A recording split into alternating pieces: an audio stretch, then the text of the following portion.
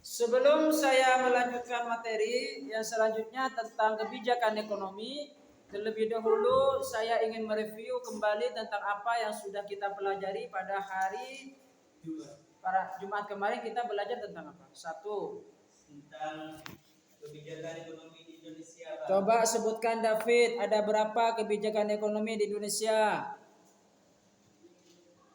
Satu. Ada 8, 1 kebijakan fiskal. 2. Kebijakan moneter. 3. Kebijakan perdagangan. 4. Kebijakan industri. 5. Kebijakan pembangunan infrastruktur. 6. Kebijakan sosial dan pengentasan kemiskinan. 7. Kebijakan energi. 8. Kebijakan keuangan dan perbankan. Coba sebutkan. Zainur sebutkan, ayo sebutkan 2 kebijakan dalam bidang energi. 1. 2. Coba sekarang Renata, coba sebutkan 2 kebijakan sosial dan pengentasan kemiskinan. 1. Kemiskinan.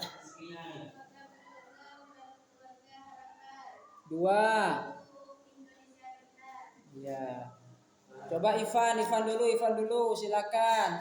Coba sebutkan Ivan 2 kebijakan industri. 1. Ivan.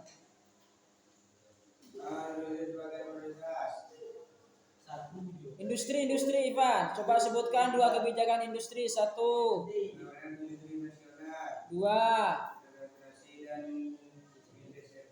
Coba Fawaid dulu, Id. Ayo. Tidak ada guys. Ya. Itu sebatas mereview kembali tentang yang sudah kita pelajari. Jadi mengulang kembali memang sangat penting ya. Mengulang kembali untuk menajamkan ingatan kita tentang apa yang sudah kita pelajari. Makanya apa mutolaah, mereview kembali tentang yang sudah kita pelajari. Buka halaman 51, kita akan belajar tentang evaluasi kebijakan ekonomi. Jadi kebijakan ekonomi itu harus dievaluasi.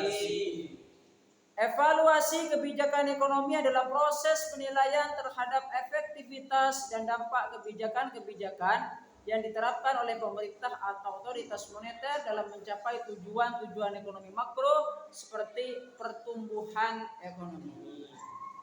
Jadi karena yang dimaksud dengan evaluasi itu apa? Menilai terhadap efektivitas dan dampak kebijakan. Dinilai ini efektif tidak kebijakannya. Makanya Pak butuh yang namanya evaluasi. Kenapa bisa demikian? Untuk mencapai pertumbuhan ekonomi. Yang kedua, untuk mencapai stabilitas harga. Yang ketiga, untuk menciptakan lapangan kerja dan distribusi pendapatan yang lebih adil. 1. Penetapan tujuan dan sasaran kebijakan. Penetapan tujuan dan sasaran adalah langkah awal yang sangat penting dalam proses pembuatan kebijakan ekonomi.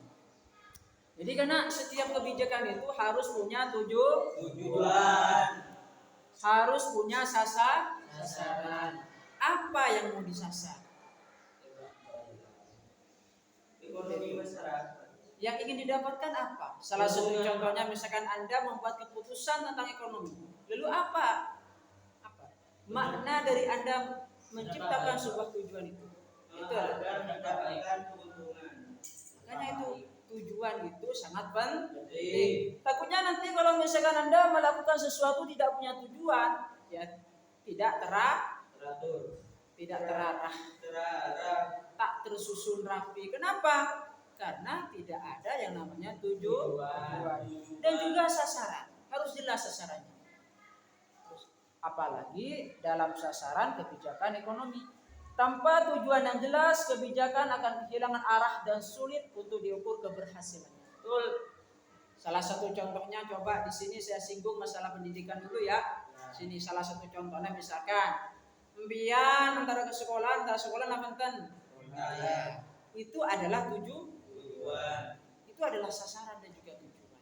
Jadi seseorang itu melakukan sesuatu harus jelas tujuannya. Ya. Makanya setiap perbuatan tergantung dari niatan berubah. Niatan berubah.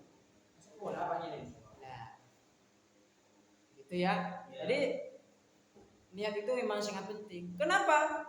Karena dengan adanya niat tersebut maka perbuatan akan terarah. Dan untuk mengukur keberhasilannya, pada tahap ini pembuat kebijakan harus mendefinisikan dengan jelas apa yang ingin dicapai. Seperti pengurangan tingkat pengangguran. Coba, bagaimana cara mengurangi tingkat pengangguran? Membuka lowongan pekerjaan. Yang kedua, mana tadi ya? Pengendalian inflasi. Coba, siapa yang tahu inflasi? Inflasi itu apa? Kenaikan secara terus. Maka inflasi itu harus kita kendalikan, harus dikendalikan oleh pemerintah. Ya. Selain pengendalian inflasi, peningkatan pertumbuhan ekonomi. Tujuan yang spesifik dan sasaran yang dapat diukur akan menjadi dasar dalam mengevaluasi efektivitas kebijakan di masa mendatang. Definisi jelas tujuan, mengidentifikasi tujuan spesifik dari kebijakan ekonomi seperti pengurangan pengangguran, pengendalian inflasi atau pertumbuhan ekonomi. Sasaran yang dapat diukur, menetapkan sasaran yang jelas dan dapat diukur untuk setiap tujuan kebijakan. Nah, jadi sasarannya itu harus jelas ya dalam membuat kebijakan yang berkaitan dengan ekonomi. 2. Silakan baca dulu ya. Baca Zinun. 2. Pengumpulan data dan informasi. Terus. Dan tujuan dan sasaran yang ditetapkan, maka selanjutnya adalah mengumpulkan data dan informasi yang diperlukan untuk memahami kondisi ekonomi terkini. Data kinerja ekonomi seperti produk domestik bruto, PDB, tingkat pengangguran, inflasi, dan neraca perdagangan menjadi fokus utama karena indikator ini memberikan gambaran mengenai kesehatan ekonomi. Selain data kuantitatif, informasi pendukung dari lembaga riset, survei bisnis, dan konsumen juga penting untuk memberikan konteks individual dan dalam. A. Data kerja ekonomi mengumpulkan data tentang indikator ekonomi utama seperti PDB, tingkat pengangguran, inflasi, dan neraca perdagangan. B. Informasi pendukung mendapatkan informasi dasar seperti laporan dari lembaga riset, survei bisnis, dan konsumen. Sudah ya. 2. Pengumpulan data dan informasi. Setelah tujuan dan sasaran ditetapkan, langkah selanjutnya adalah mengumpulkan data dan informasi yang diperlukan untuk memahami kondisi saat ini. Jadi karena informasi memang itu sangat penting. Salah informasi juga nanti bisa berakibat fatal. Oleh sebab itu maka itu adalah informasi yang jelas memang harus diperlukan. Data kinerja ekonomi seperti produk domestik bruto, tingkat pengangguran, inflasi, dan neraca perdagangan menjadi fokus utama karena indikator ini memberikan gambaran mengenai kesehatan ekonomi. Jadi dalam hal ini kesehatan ekonomi itu yang menjadi ukuran apa di situ? PDB. Apa itu PDB? Produk domestik bruto. Yang kedua ada tingkat pengangguran. Yang ketiga ada inflasi. Yang keempat ada neraca perdagangan. Coba sebutkan unsur-unsur yang ada di dalam neraca perdagangan. 1 ada apa? Ekspor Kenapa sukuca ekspor? Ke luar? Kenapa sukuca impor? Kenapa sukuca surplus? Neng kegiatan ekspor impor. Kenapa sukuca defisit? Ya, gitu ya harus diingat ya. Harus diingat. Ya, bagus ya. Bagus sudah. Kita ingat semuanya.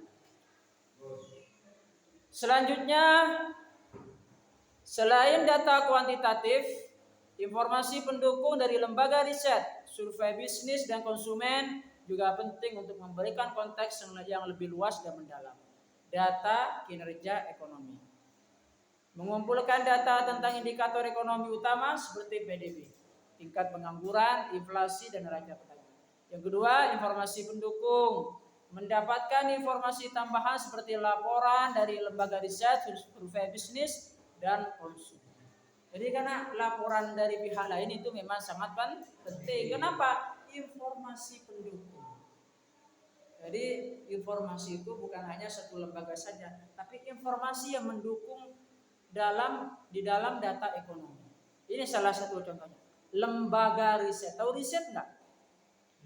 Riset itu apa research? Riset itu diambil dari bahasa Inggris research. Siapa yang tahu? Atau ulang. Research. Riset atau Iya, itu diambil dari bahasa Inggris riset. apa riset? Riset itu penelitian, lembaga penelitian, survei bisnis dan konsumen. Pernah nggak kalian didatangi oleh survei bisnis? Belum. Mendata tentang produk apa yang digunakan, pernah nggak? Dulu saya pernah didatangi, ditanya produk apa yang sering dibeli. Itu namanya apa? Lembaga survei, lembaga riset survei bisnis dan konsumen. Itu ya. Jadi terima kasih atas waktunya ya. Sampai jumpa pada hari Jumat depan. Jangan lupa hari Jumat depan itu UTS ya, belajar. Mau UTS yang wawancara apa teks? Kalau wawancara soalnya cuma 3, tapi kalau teks bisa 10. Tapi kalau wawancara insya Allah bisa jawab semua. Gimana? Ya, melatih diri untuk bisa berbicara. Buka buku itu bukan UTS. Enggak, maksudnya saya tanya poin-poinnya saja ya. Ya, coba pelajari saja di sini UTS-nya. Saya kasih tahu dulu ya. Kalau bahas semuanya, takutnya nanti dari depan sampai belakang takutnya lepai dalam kan tak ngabos ya, tak melihat, tak penduk. Itu yang Iya kan itu kan teks. Enggak. Enggak, maksudnya itu saya kasih tanda ya. Saya kasih tanda. Dari halaman 45 dah. 44 sampai 50. 44 sampai 52.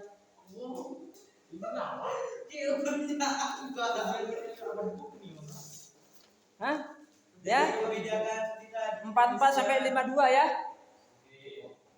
Pahami saja. Kalau misalkan jawaban Anda mendekati, maka saya akan benarkan ya. Nah, kan makanya apa? Logikanya itu harus bagus. Kalau misalkan Anda lupa secara rinci-rinciannya bisa melogikakan dengan benar, saya benarkan. Ya. Sepenting kalau paham tentang jawaban Anda, benar enggak ini gitu ya. Jadi pelajari halaman 44 sampai 52. Hari Jumat itu UTS ya, tatap muka, langsung kayak interview, ya kayak wawancara. 3 ya. Soalnya 3, soal per orang 3 ya. Dipahami saja poin-poinnya ya, dipahami saja poin-poinnya. Ya. Bilang sama yang tidak masuk hari ini kalau hari Jumat itu ada UTS. Jadi saya terima kasih, semoga kita bertemu kembali lagi pada hari Jumat. Dan semoga kita dimudahkan dalam urusan kita oleh Allah Subhanahu wa taala, dilancarkan rezeki kita, diberkahi kehidupan kita di dunia dan juga di akhirat. Juga jangan lupa kita mendoakan kedua orang tua kita, guru-guru kita, saudara-saudara kita, kaum muslimin, muslimat, mukminin dan juga mukminat ya. Kita berdoa dan jangan lupa juga kita bertawassul dulu kepada baginda Rasulullah SAW. Ngirim Fatihah ya. Saya minta 3 kali saja ya. Ngirim Fatihah ila hadratin Nabi Mustafa Muhammadin sallallahu alaihi wasallam. Al-Fatihah. Bismillahirrahmanirrahim. Alhamdulillahirabbil alamin. Arrahmanirrahim. Maliki yaumiddin. Iyyaka na'budu wa iyyaka nasta'in. Ihdinas siratal mustaqim. Siratal ladzina an'amta 'alaihim ghairil maghdubi 'alaihim waladdallin. Bismillahirrahmanirrahim. Alhamdulillahirabbil alamin. Arrahmanirrahim. Maliki yaumiddin. إياك نعبد وإياك نستعين اهدنا الصراط المستقيم صراط الذين أنعمت عليهم ghairil maghdubi 'alaihim waladdallin. Bismillahirrahmanirrahim. Alhamdulillahi rabbil alamin. Arrahmanir rahim. Maliki yaumiddin. Iyyaka na'budu wa iyyaka nasta'in. Ihdinas siratal mustaqim. Siratal ladzina an'amta 'alaihim ghairil maghdubi 'alaihim waladdallin. Silakan baca doa istirahat. Bismillahirrahmanirrahim. Bitaqwaka ya Allah, ya Rabbi irhamni bi husnil khatimati. Terima kasih. Assalamualaikum warahmatullahi wabarakatuh. Waalaikumsalam warahmatullahi wabarakatuh.